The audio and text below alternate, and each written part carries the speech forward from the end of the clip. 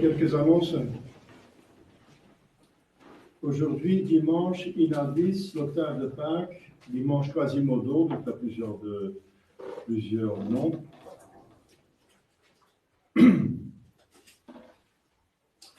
Lundi, demain, Saint-Pierre de Vérone, martyr, de 3e classe. Mardi, Sainte-Catherine de Sienne, vierge, patronne de l'Italie, bien sûr. Mercredi, le mois de mai, donc le 1er mai, le mois de mai consacré à la très sainte Vierge. Il est recommandé de faire en famille et en communauté, si vous avez un groupe de prière, vous pouvez au centre de messe, des exercices en son honneur, fleurir son image, faire des pèlerinages, etc. Donc, c'est une des périodes qui sont vouées à la Sainte Vierge avec le mois d'octobre et l'Avent. Ce sont 3 périodes vouées à la Sainte Vierge.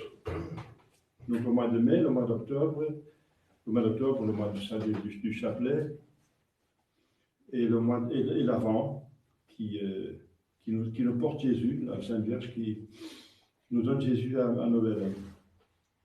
Donc le mois de mai, donc, qui est un stimulant pour développer notre dévotion mariale qui doit se vivre toute l'année, bien sûr, pas seulement au mois de mai. Et le 1er mai, le mercredi, commence avec, bien sûr, comme vous savez, une fête de Saint-Joseph. L'époux, donc son titre est époux de la Sainte Vierge. C'est son titre. Il n'est pas père de Jésus-Christ, ce n'est pas son titre d'honneur est époux de la Sainte Vierge. Parce qu'il est vraiment époux de la Sainte Vierge, mais il n'est pas biologiquement père de Jésus-Christ. Donc pour éviter ce quiproquo, parce qu'il a tout de père de Jésus-Christ, il est le père légitime. Dans son mariage, il y a eu un enfant. Dans son mariage, pas en dehors. Dans son mariage, légitimement, saintement, il y a un enfant. Donc c'est son enfant, parce que le corps de la Sainte Vierge appartient à lui, puisque le mariage est une donation des droits sur le corps les uns des autres.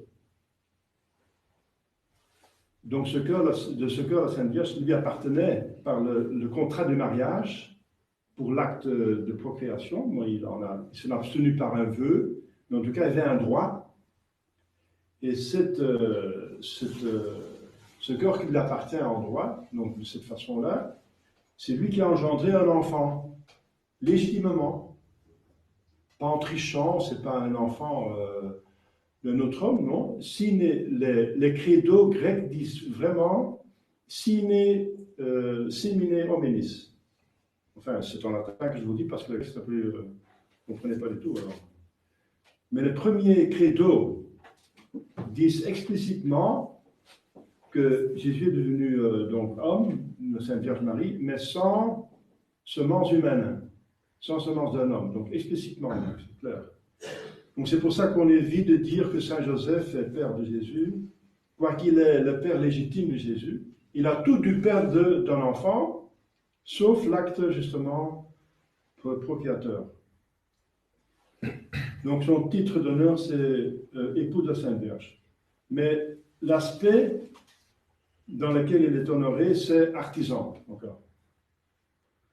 Donc c'est pour récupérer tout ce qui est bon appartient à Dieu. Tout ce qui est bon appartient à Dieu. Donc le travail que le diable voulait récupérer, que voulait s'emparer, les travailleurs, par le communisme, l'Église s'en est de nouveau emparée en mettant Joseph comme le patron des travailleurs, des laboureurs, des artisans, tous ceux qui travaillent. Et Joseph existait avant Marx. Donc nous n'avons pas imité Marx, mais c'est plutôt Marx, les communistes, qui ont imité la charité chrétienne. La charité, les œuvres de charité sont chrétiennes. C'est l'Église qui a commencé les actes de charité en suivant Jésus-Christ, qui disait « Ce que vous faites au moindre des miens, vous faites à moi-même ». Mais le diable a voulu s'en emparer en faisant les œuvres de charité,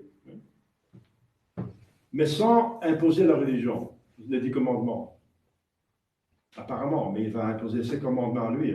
Ce serait un esclavage, mais c'était encore une manipulation, une désinformation, c'est grave. Donc Saint-Joseph, très important. Donc la fête Saint-Joseph, le 1er mai. Jeudi, Saint Athanase, évêque et docteur. Encore un saint très intéressant, parce que c'est un des seuls évêques qui ont tenu la foi dans une église qui est devenue hérétique, donc qui n'était plus l'église, c'est les ariens, et puis le reste de l'église est devenu semi-hérétique, semi-arien. Donc il y avait presque plus de catholiques. Il y avait presque plus de catholiques, il y avait Saint Athanase, Saint Hilaire de Poitiers, et quelques fidèles et quelques prêtres. Donc, et le pape, c'est un vrai pape, c'est un pas hérétique, mais un semi-hérétique. Parce qu'il a fait des textes en faveur de l'hérésie. Alors il a excommunié 2 fois Saint Athanase, l'exilé, voilà. Donc on peut avoir raison même contre un pape. Quand le pape n'utilise pas son infaillibilité. C'était pas une hérésie. C'est le Concile Vatican I qui a dit qu'il n'y a jamais eu de papes qui ont vraiment été hérétiques, mais il y en a beaucoup qui étaient semi-hérétiques, qui ont favorisé l'hérésie. Il y en a, Libère, Vigile, Jean 22, etc. Donc il y en a pas plus pas mal. Honorius, Vigilius, Liberius, des semi-hérétiques. Mais un semi-hérétique est toujours catholique. Voilà. Mais c'est un mauvais catholique. Il fait un mauvais travail. Et c'est comme Jean 23, un semi-hérétique. Il n'a jamais dit une hérésie claire et simple, mais il a favorisé l'hérésie. Voilà, Saint Athanase, c'est un évêque, parce que justement, Dieu ne peut pas permettre que dans l'Église, la vérité disparaisse. Donc alors, il y a une grâce efficace. Toute grâce déficiente, mais pas toute grâce efficace. Toute grâce déficiente, ça veut dire qu'elle est capable de nous donner l'aide pour aller au ciel, mais elle demande notre collaboration, notre volonté libre qui dit oui. Elle demande ça. Et on peut dire non, bien sûr, puisqu'on est libre. La grâce ne détruit pas la liberté.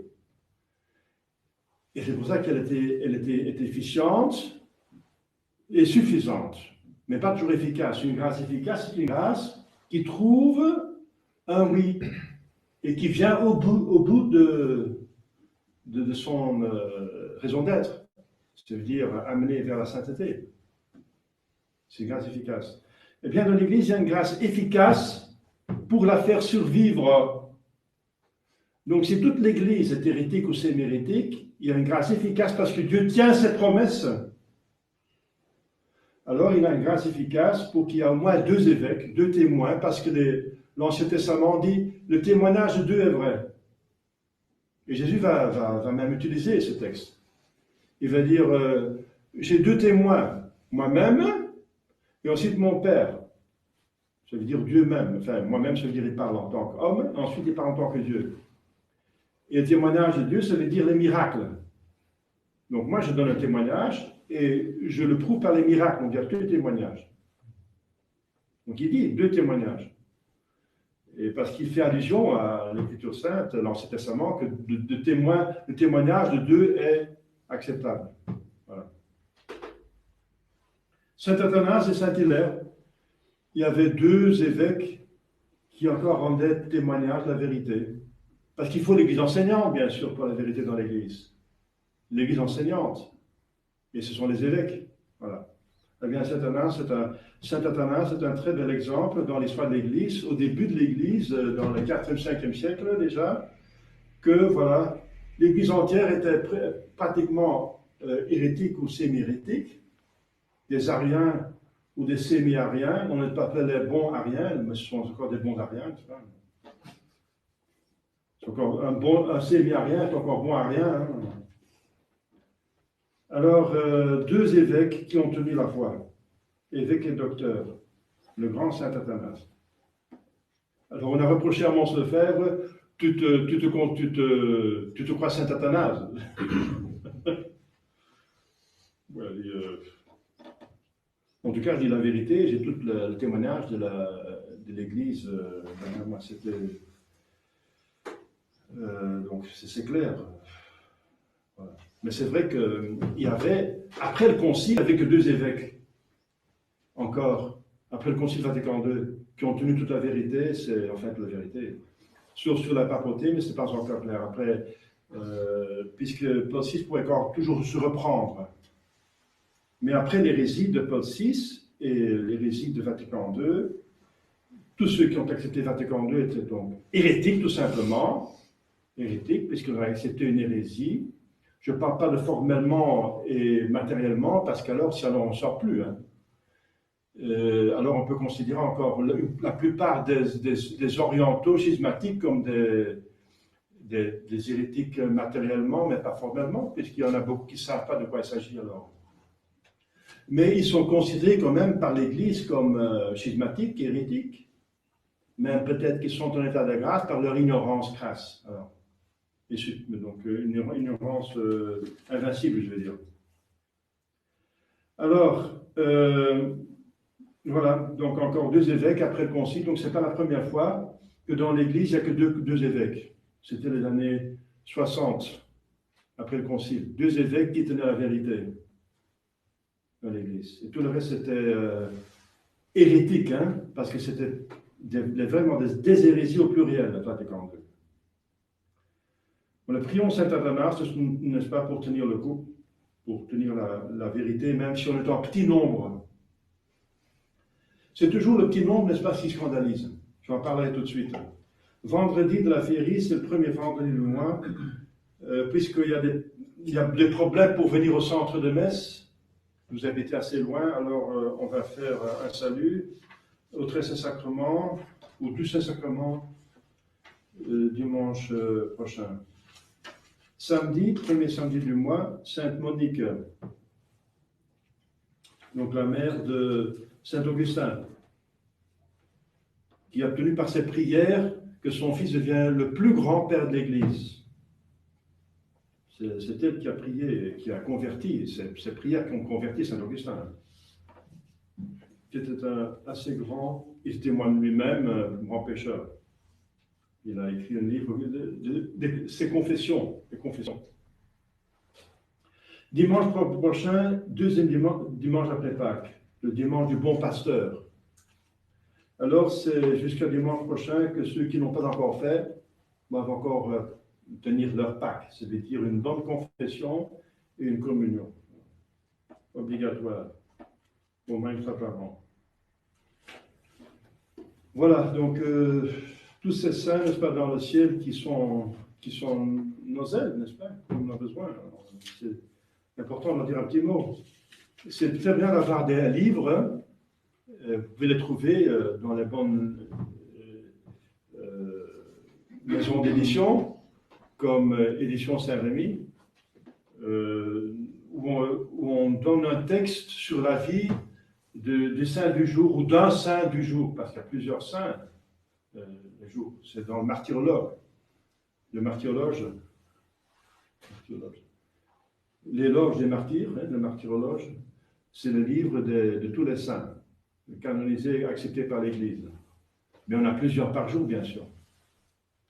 Mais il y en a un seul ou quelques seuls seulement qui sont dans la messe et dans le bréviaire. Alors, c'est intéressant d'avoir un livre à disposition et chaque jour, vous lisez un petit texte, n'est-ce pas? Quelques lignes, demi-page ou une page, comme vous voulez, sur le saint du jour, un saint du jour. C'est très instructif, c'est très édifiant, parce que les paroles incitent, mais les exemples encore plus. Hein. Exemple,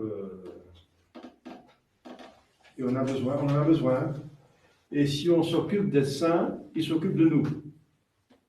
Donc vous lisez la vie d'un saint, eh bien il va le voir dans le ciel que vous lisez sur sa vie et il va essayer de vous aider. C'est comme ça. Parce qu'il voit tout. En Dieu, il voit tout. Hein. Comment c'est possible que les saints voient tout? La Sainte Vierge, n'est-ce pas? Tout le monde lui prie. Enfin, tout le monde convenable. Alors, il y a peut-être il y a des millions de personnes qui prient la Sainte Vierge. Comment est-ce qu'elle peut s'occuper en même temps de millions de personnes qui s'occupent d'elle? Parce qu'elle participe à Dieu. Et Dieu sait tout. Elle a la vision béatifique comme nulle autre personne. Et même les saints sont capables de faire ça. Parce qu'on a plusieurs en même temps qui appellent par exemple Saint-Antoine de Padoue pour avoir perdu des choses. Il est connu pour ça, n'est-ce pas? Pour retrouver des choses perdues. Alors, bien parce qu'en Dieu, il voit tout. Ils sont participants à l'intelligence, à la nature divine. C'est ça la grâce. La grâce est une participation à la nature divine, et dans le ciel, ça devient la gloire. Ça se développe encore plus. Par la vision béatifique, la possession de Dieu, la fruition de Dieu. Eh bien, en Dieu, on va voir tout le reste. En Dieu, on va voir le passé, le présent, l'avenir, comme Dieu, tous les gens, surtout les personnes dont nous devons nous occuper. Enfin, si vous êtes saints dans le ciel, je veux dire. Hein. Je parle dans le... C'est possible, n'est-ce pas? J'espère que on va aller tous dans le ciel et on va s'occuper, bien sûr, on va aimer le bon Dieu, on va voir le bon Dieu, on va jouir de Dieu, des anges et des saints, mais on va encore s'occuper de ceux qu'on aime parce que l'amour est au-delà de la mort. Donc la charité et l'amour va continuer, on va surtout prendre soin de ceux qu'on a aimés, d'un amour légitime, bien sûr. Surtout les parents, c'est que les parents s'occupent des enfants quand ils sont décédés. Ils se manifestent souvent. Hein. Ils se manifestent, les âmes. Bien, voilà. C'est comme ça que ça marche. Voilà, bien, chers fidèles. Maintenant, après ces informations qui sont déjà une instruction quand même, hein, je commence un petit sermon quand même pour commenter l'évangile très important. Au nom du Père et du Fils et du Saint-Esprit, ainsi soit-il. Bien, dans ce jour Inalvis, dimanche Inalvis, l'Église nous donne cet évangile où Jésus donne sa paix, Pax. C'est important de parler de la Pax, parce que Jésus insiste, Pax Vobis, Pax Vobis, Pax Vobis. Il répète à chaque fois qu'il revient, Pax Vobis. Ça appartient au mystère glorieux. Et les mystères glorieux sont même chantés par les anges quand Jésus naît. Gloire au ciel et paix pax omnibus. Vous voyez? C'est lié à la gloire. Ça veut dire c'est la paix. La paix, c'est une amitié entre les peuples, entre les hommes, et entre plusieurs parties. Eh bien, c'est anthropomorphologiquement, c'est du grec, appliqué à Dieu. Alors, ça veut dire la psychologie humaine, on la projette en Dieu pour mieux comprendre Dieu d'une certaine façon. Eh bien, il y a une paix avec Dieu. Ça veut dire qu'une amitié entre l'homme et Dieu. Donc, Pax, il faut bien expliquer le Pax, parce que le Pax a été abusé encore par nos ennemis. Mais l'abus ne détruit pas l'usage, le bon usage. La fausse monnaie ne détruit pas la monnaie, les fausses reliques ne détruisent pas les bonnes reliques. Les accidents de route ne sont pas un prétexte pour interdire toute circulation. Vous comprenez? Donc, ce n'est pas parce qu'il y a un abus de Pax, la Pax surtout communiste, n'est-ce pas? Le but du communisme, c'est de donner aussi une Pax, la paix communiste. Hein? La paix communiste. Voilà, donc c'était leur but du communisme, c'est une paix mondiale. Mais c'est la même chose pour l'islam. Il dit l'islam, c'est une religion de paix, pour tous ceux qui sont islamistes. C'est la paix de la Révolution française, c'est l'égalité de la Révolution française. Tous ceux qui acceptent la Révolution française sont acceptés. Et ceux qui sortent leur tête est coupé, quoi. Guillotine, clac. Donc après il y a la paix, il n'y a plus personne, il y a la paix. Il n'y a plus personne qui résiste, tout le monde est d'accord. Parce que ceux qui ne sont pas d'accord sont tués, c'est tout simple. Sont éliminés, sont exécutés. Voilà. C'est la paix du communisme et c'est la paix de la Révolution française, c'est la paix du diable. Donc tous ceux qui sont avec le diable sont en paix avec lui, pour les laisser tranquilles, mais tous ceux qui cherchent la bonté sont en guerre. Voilà. C'est la guerre de Genèse, le début de la création. Je pensais à 1,12. Je mettrai des inimitiés entre toi et la femme, entre ta descendance et sa descendance. Ça veut dire qu'il y a une guerre et pas de paix entre les opposés. Mais il y a une paix entre les amis, bien sûr. C'est ça. Ça vaut des deux côtés. Eh bien, pour notre côté, c'est qu'il faut avoir la paix, la charité, l'union, n'est-ce pas, l'amitié avec Dieu pour commencer. C'est le personnage, ou les personnages, parce qu'il n'y a pas personne, c'est l'être le plus important quand même, Dieu, eh bien la paix. Et c'est cette paix dont Jésus parle, et la paix bien sûr, ça exercée envers tout homme qui croit, qui est uni, l'union, par la foi. C'est la même foi, la vérité qui unit tout le monde. Tout le monde se convertit à la vérité, alors on est un de pensée, de cœur. Voilà, c'est l'union de l'Église. L'Église est une. Eh bien, ça commence par la foi, l'unité de la foi, bien sûr. Il n'y a pas d'unité en dehors de la foi. Donc le diable a encore inventé une union en dehors de la foi, l'unité de l'œcuménisme. On met tout le monde ensemble, même si on croit d'autres choses, puis on ne va pas parler de différences, et on se met ensemble, et on va voilà. Et c'est condamné par les papes, parce que ça détruit la vérité, quelques vérités catholiques. Et ça va. Et un peu de poison empoisonne toute la chose. Donc le Pax, il faut bien comprendre, le Pax Christi, la paix de Dieu, la paix qui a été proclamée, c'est la première chose dont parle le ciel quand Jésus vient sur terre. Enfin, visiblement. Pax hominibus, bone voluntatis. Ah, voilà. La partie est déjà bien déterminée. Ce n'est pas pour tous les hommes. Ce n'est pas pour tous les hommes. C'est pour bone voluntatis, les hommes de bonne volonté. Et pas pour les autres. Pour les autres, c'est la guerre. C'est évident. Nous sommes en guerre. Je mettrai des inimitiés entre tes descendants et ses descendants. Du diable et la Sainte Vierge. Voilà. Il y a une guerre. Une guerre sans trêve qui va aboutir au ciel et à l'enfer. C'est éternel. Il n'y a pas de trêve. Donc Vatican II a encore voulu le faire la trêve avec tous ses ennemis. Et c'est la trahison. C'est une guerre de Dieu qui dure tout le temps, jusqu'à l'éternité. Interminable. Enfin, la guerre va terminer par la victoire, bien sûr, de Jésus-Christ. Et puis, il y aura le paradis, puis la prison et la poubelle, hein, donc, qui n'est pas belle du tout. Hein. La poubelle, c'est un nom trop beau pour quelque chose de sale. La poubelle. La poulette, plutôt. Bon, alors, la paix, donc il faut bien savoir de quelle paix il s'agit. Eh bien, c'est une paix, bien sûr, très profonde, parce que c'est la paix du Christ. C'est la paix qu'il apporte après sa résurrection. Ça veut dire, il a apaisé la colère de Dieu. La justice de Dieu est satisfaite. Et maintenant, sa miséricorde a libre jeu. Libre. La miséricorde peut aller parce que sa justice est arrêtée, la dette a été payée, et le ciel est ouvert, pax vobis. Maintenant, on comprend ce qu'il veut dire. C'est l'amour, la paix avec Dieu. Je suis en ordre avec Dieu. Waouh! J'ai droit au ciel. Je suis en amitié. Je suis en état de grâce, enfin, en espérant, on n'a jamais la certitude, mais quand même. Si on n'a pas de conscience d'un péché mortel non confessé, après la dernière bonne confession, on peut être quand même moralement certain d'être en état de grâce, tout en faisant tout son possible pour rester en état de grâce, bien sûr.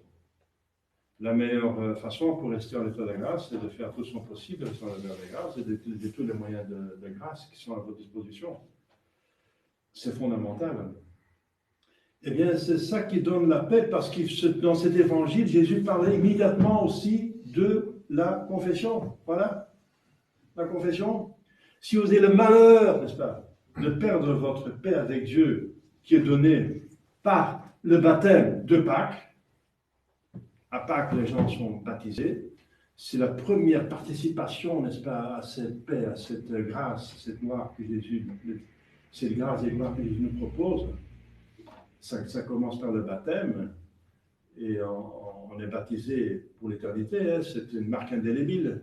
Mais on peut perdre, malheureusement, l'état de grâce. Alors, pax vobis, par le baptême, et si vous avez la malchance, le problème de perdre votre état de grâce, voilà, il y a la confession. Donc ça va ensemble, c'est pax vobis et l'institution de la confession, c'est maintenant qu'il va instituer la confession. Maintenant. Bien sûr, parce qu'avant, c'était pas tellement convenant, puisque la confession, ça vient après le baptême, et le baptême est mérité par la passion. C'est l'ouverture du ciel. Celui qui est baptisé, quand il meurt, il va directement au ciel. Donc c'est l'ouverture du ciel, donc il faut d'abord ouvrir le ciel avant de laisser entrer dans le ciel. Donc le baptême va ensemble avec la Pâque. La Pâque est là, immédiatement on baptise. L'amour ne peut pas attendre. Jésus est ressuscité après minuit. Le soleil n'est pas encore levé, il ne pouvait pas attendre pour aller consoler Sainte Vierge, pour appliquer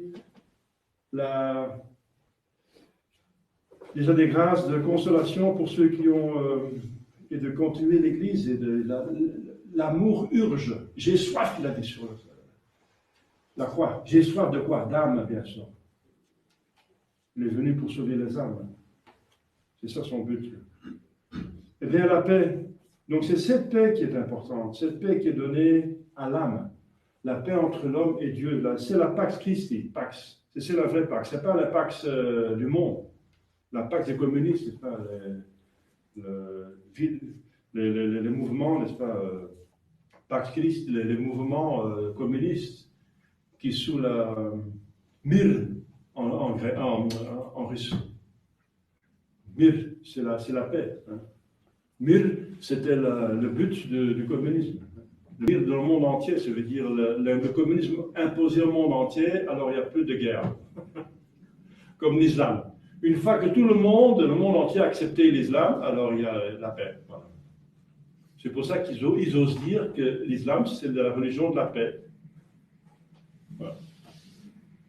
C'est la guerre sanglante, jusqu'à ce que tout le monde a accepté, puis c'est la paix. Voilà. Eh bien, c'est la paix du diable, ça. Mais il y a la paix du Christ. Et la paix du Christ, c'est celle qui entre dans l'âme, le plus profond, et qui nous dépasse même l'âme. Elle est ancrée dans notre vie surnaturelle. Donc l'âme appartient à notre nature, mais l'état de grâce est notre surnature. Donc cette paix ne consiste pas dans la possession et la jouissance des biens du monde, ni dans l'estime et l'affection des hommes très instables, très précaires et souvent très faux.